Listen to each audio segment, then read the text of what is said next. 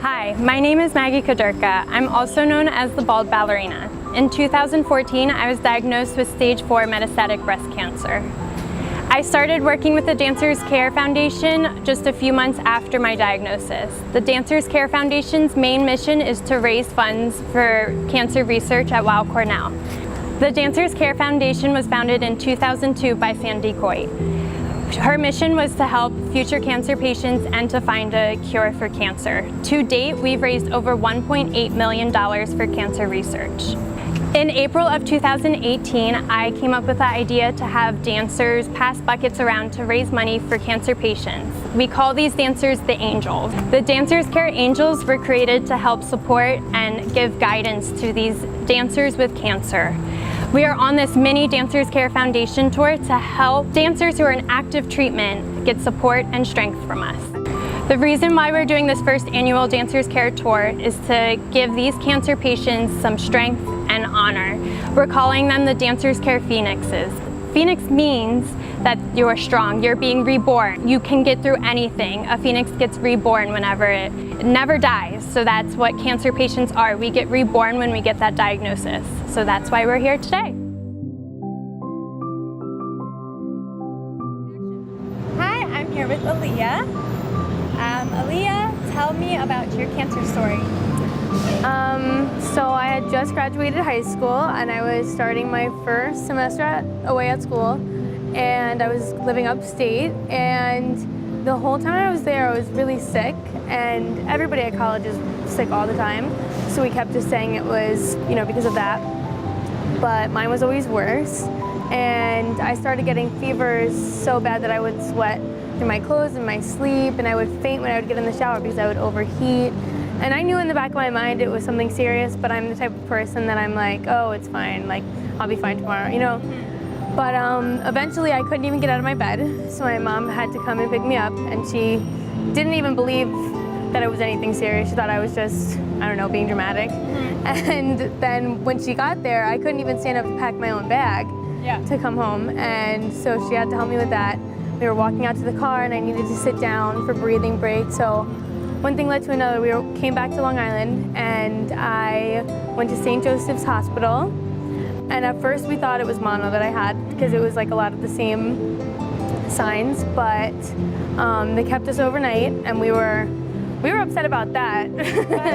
And little did we know there would be like 50 more nights in a row. So the next morning I was meeting with the doctor, and the disease doctor came in and she was like, it's probably mono, whatever. So she walks out of the room, and then right as she walks out, another doctor walks in, and he says to me, my mom, we think it's leukemia. And we were just like, I don't even have words, but I don't even remember what happened after that. All I know, I was on an ambulance getting transferred to Cohen Children's Medical Center, and I was getting surgeries, I was getting bone marrow tests, I was getting spinal taps, and all of a sudden I was getting chemo like 4 days later, and I didn't have a chance to go home or do anything. I was just right there, and where I was an isolated unit, so I couldn't even leave the floor that I was on. So yeah, it was not fun, and I was there for 40-something days straight at Cohen's the first time before I got to leave for a couple days. So where are you now? So I finished chemo the beginning of this past February, and we did our final bone marrow aspirate, and I'm officially in remission as of March 19th. Yeah. But that doesn't mean treatment's over. I have like some complications, like now I have a clot in my heart that was left from my port, and we've been treating it for like 6 months now, and it's still not gone, but we have another test for it soon. Okay. But yeah, hopefully it's smooth sailing from here, but you know how it is. You never know what's going to happen the next day. Never know. If I can give any advice to donors, it would be that any little bit helps. It could change a life, and it could save a life, no matter if it's a couple of dollars or your blood or anything. It can make a huge difference to somebody like me. Yeah.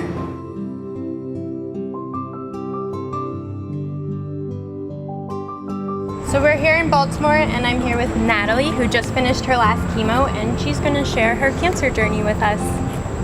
So what's your cancer journey, and how are you here today?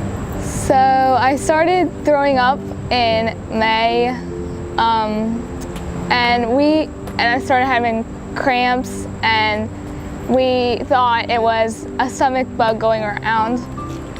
And then we went to the doctor, and then they sent us to Hanover Hospital to have a ultrasound done, and then I left, and then they sent me back for a CT scan, and then the next morning they sent us off to Hershey for surgery.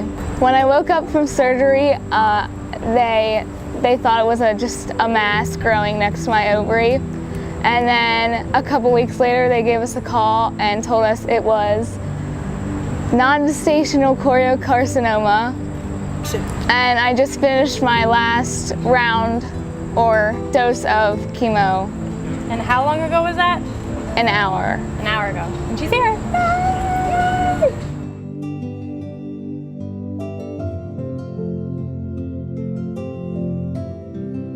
Hi guys, I am here with Kaylee, and we are so happy to have her at the Dancers Care Foundation as one of our exclusive angels, and we are here to hear her story.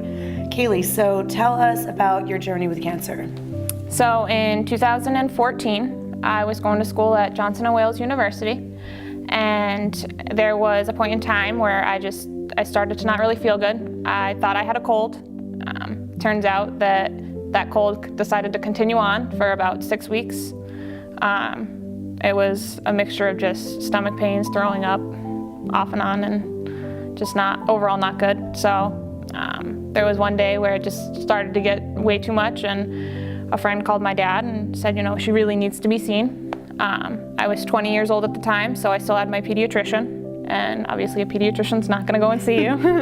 So my parents gave me called their doctor, got me in to see an actual doctor, and my dad came down and visited me that next morning and had realized that I had lost a lot of weight just based on I had been a dancer for 16 and a half years, and I was very muscular.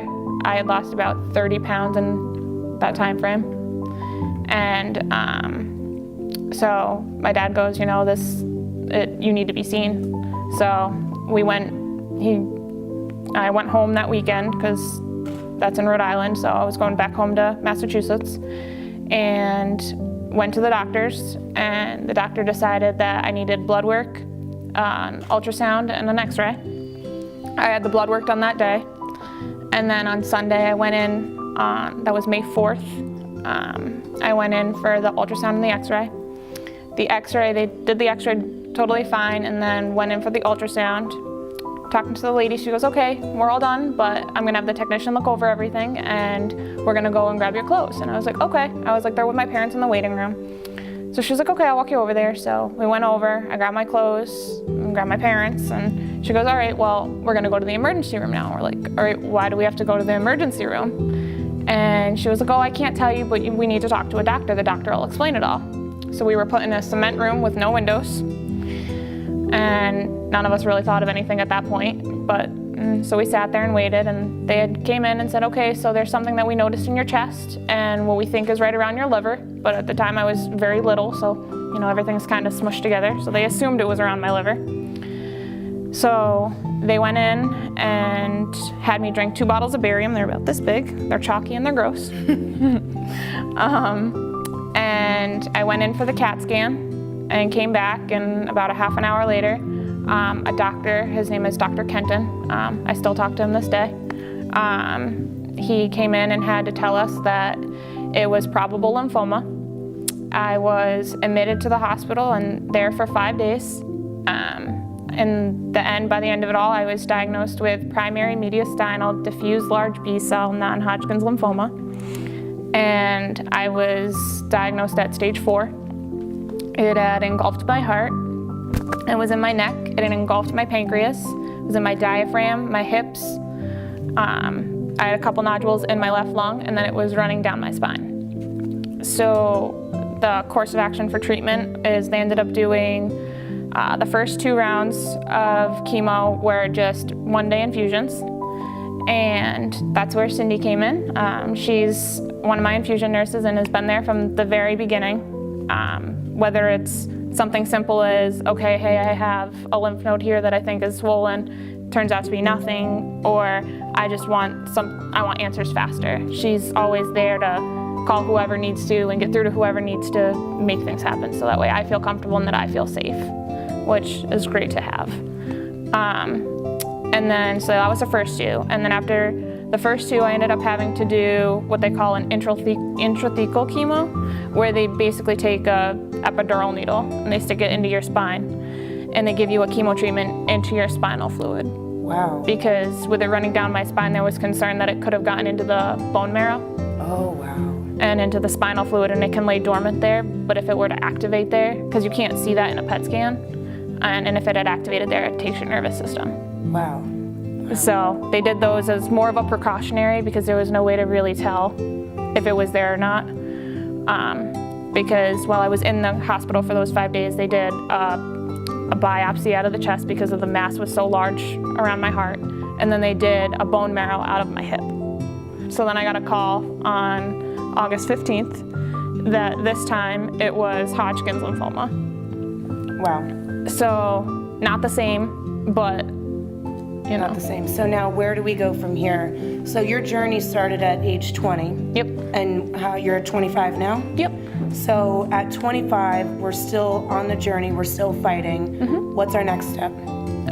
Tomorrow I actually go to Boston, out to Dana-Farber, to meet with Dr. David Fisher. He has been the second opinion since day 1. Dr. Philip Glenn has actually been my immediate oncologist from the very beginning, and he talks to Dr. Fisher very often, especially when it comes to lymphoma patients, because he strictly works with lymphoma. Wow. So it's now the matter of figuring out what course of action they want to take. Dr. Glenn wants to treat the Hodgkin's as Hodgkin's, because that's what it was, and from what we know, that nodule was the only spot of cancer that was in my body. But because lymphoma is a blood cancer, they have to be concerned of minuscule cells that may have gone rogue that are just kind of there and haven't done anything yet. Right, right. And then, so Dr. Fisher wants to do a much more aggressive, because he's fearful that this nodule may have actually been there from the very beginning. Gotcha. Okay. And doing my research and talking to... We're able to come here because of all the donations from the Angels at each regional.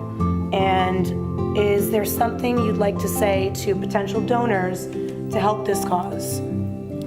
That it makes it a lot easier to know that when we have all of these other health issues to worry about, and we worry about everybody around us, it makes it a lot easier to know that money isn't one of those worries that we have to actually worry about, because there is a lot of expenses that you don't necessarily realize, whether it's co-pays, whether it's doctor visits that you don't realize add up, but one thing leads to another. And I mean, in a matter of 1 month, I was at the doctor's 4 different times, and then within another day or two, a 5th time. Right. And then you pay for your blood works, you pay for any co-pays for any procedures that they have to do, and everything. It adds up very quickly, and you don't really realize it until all the bills come in, and then you're like, uh-oh. So it's a sign of relief and another way to mentally prepare and have one less thing to stress about, right? Exactly, because money shouldn't be what you have to stress about at that moment. It should be just right. Being with family and knowing that